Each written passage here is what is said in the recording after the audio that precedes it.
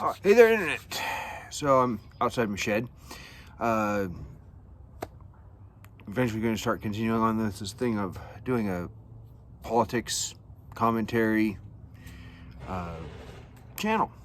Been working on, after going to attending a funeral, been working on getting my house cleared out so I can get the contractor to fix it, and that all brings it closer to having a actual location or a name for this channel. I have some ideas. Anyway, let's talk about Ukraine first, because there's two things we're going to talk about. The first is Ukraine. There's some people think it's a good idea to have a no-fly zone. Bad idea. You cannot have two nuclear powers, especially the two largest nuclear powers, coming to direct blows. Period. That is insane. All these people, I just watched a Ukrainian mayor demand a no-fly zone from NATO. That's effectively going to war. No-fly zones require you to gain control of the skies, and that means us shooting down Russian planes. That is effectively us intervening. And that is intervening with hard blows. Alright, in Korea, Soviet Union didn't get directly involved. In Korea, Soviet planes did not go over Korean airspace because they didn't want Soviet pilots getting caught. They knew suspected they were there. I think they even knew it. Later on, they found out, yeah, they knew it. But they only stayed over Chinese airspace and Russian airspace. And the battles did go over Chinese airspace. Chinese pilots were directly involved. China was not a nuclear power at the time. Okay? When we fought in Vietnam, we were directly involved. The Soviets weren't. When the Soviets talked about going in on the side of the Arabs during, I think it was the Yom Kippur War, might have been the 6-day Arab-Israeli War, but I think it was the Yom Kippur War, we threatened to go in with them. I have a friend who was in the National Guard at the time. He was a captain. He actually decided to prank people by putting a sign, changing the sign, and then being a little bit late to the class because he was a training officer, changing it to shipboard sanitation and desert warfare to mess with the people he was teaching. And he's the kind of guy that would do that. They didn't go in because we threatened to go in. And that would have brought the United States and the Soviet Union to serious direct blows. We didn't go into Afghanistan. Not only would it have been a pain in the ass, but, again, Soviet troops were fighting there. You cannot, at any time during the Cold War, you did not have the United States and the Soviet Union coming to direct open blows. Because once that happens, this is how it goes down. Somebody thinks they're going to get the upper hand, or one side gets the upper hand, and either the person wants to get an upper hand or is starting to lose, uses a tactical nuclear weapon.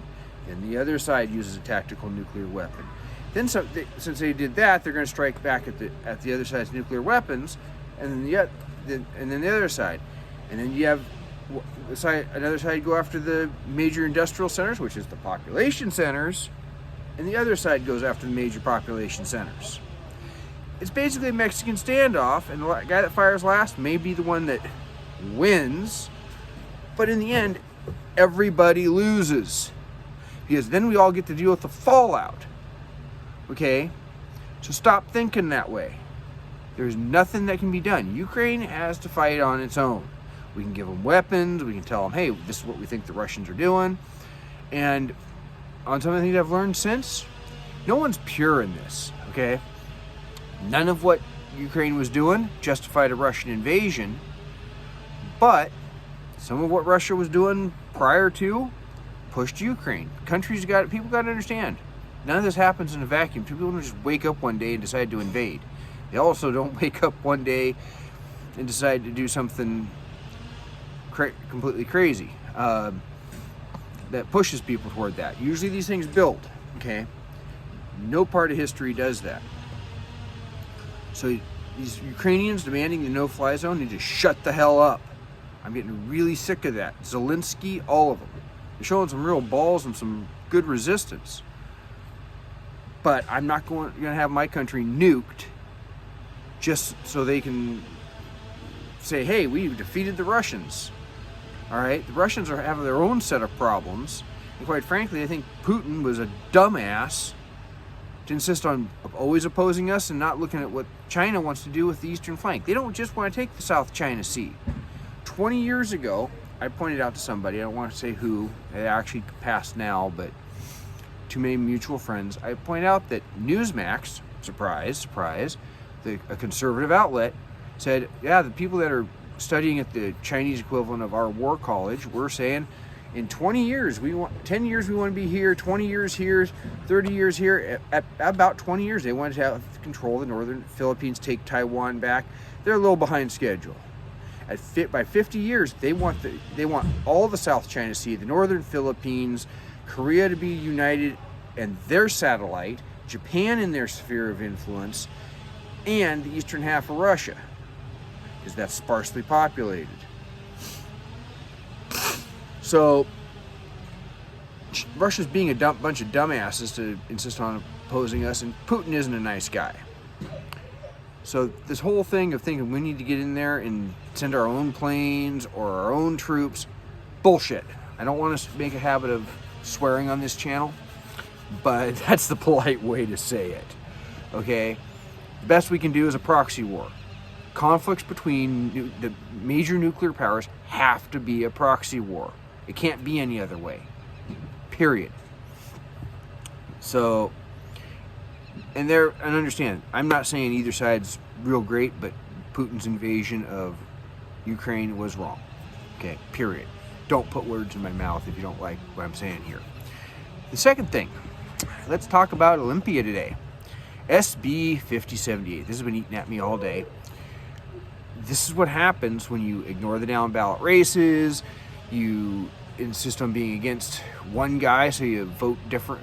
You vote against him by voting down ballot the other way. If you didn't like Trump and you voted for a bunch of Democrats.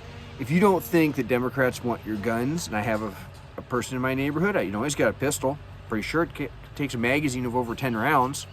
Guess what? His kids can't inherit it after this, under the current way the legislation just passed. He can't go out and buy spare mags. I'm debating whether to even warn him, honestly. Because if he voted for Democrats, I'm going to have to say, his fault. Same with everybody else who didn't vote for Culp. If you didn't vote for the Republican on the legislature and you don't like this, this is what happens. If you said, oh, I voted. For years, since becoming precinct committee officer here in Clear Lake, I led doorbelling efforts. I helped out at the office. I ran the fare booth for better than 10 years. I did a lot trying to campaign. You know how often I got people to come out and help? Very, very rarely. It was always, I don't have time. I don't do that. I'm not going to do that. All right, there are things in politics I don't do. I don't sign wave. I don't phone bank. I doorbelled. I doorbelled a good couple thousand houses, roughly, 2 different election cycles in a row, and one of them we made a big impact. So this stuff of saying it doesn't work, bull crap. You guys got to understand that politics is not 1 year. It's not something you do real short term.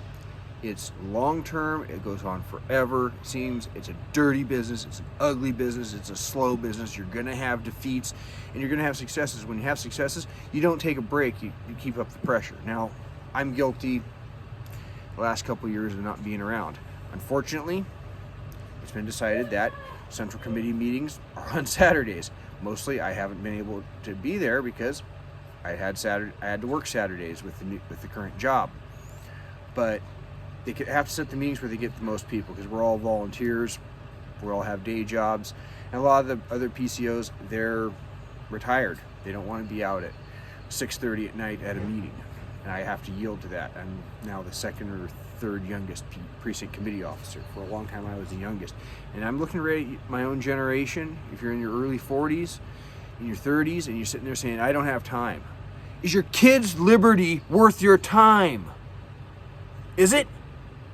Are you going to sit there and oh, I want to go home and I want to sit at home and watch Monday Night Football, or I want to go to every single soccer. Sometimes your kids got to understand, you have civic duties. Bring your kids with you.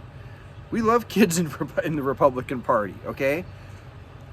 All right, I remember a friend of mine bringing her little girl to a Central Committee meeting. Everybody loved introducing herself, and the little girl's a young woman now. Very good young woman. Off on her own at 18 and self-sufficient.